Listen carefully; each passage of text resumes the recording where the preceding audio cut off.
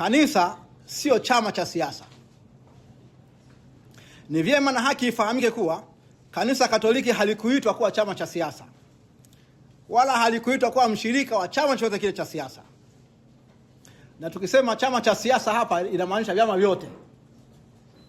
Wala kanisa halikuitwa kuwa mshirika wa serikali au kuwa msemaji wa serikali.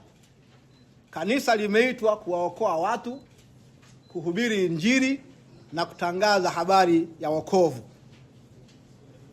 Yesu mwenyewe alisema, ufalme wangu si wa dunia hii, katika Yohana sura ya 18 mstari wa 36.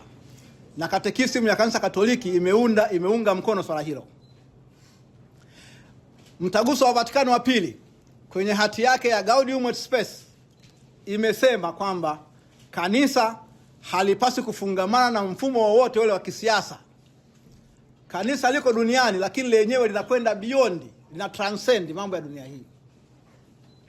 Kwa ufupi basi, kanisa likijiingiza kwenye mitazamo ya vyama, likajiegemeza na vyama, likaanza kutoa political rhetoric, lugha kama za vyama, matokeo yake kanisa linagawa waamini, linapoteza mamlaka ya kimaadili na linahatarisha umoja wa waumini, umoja wa kanisa na umoja wa kitaifa.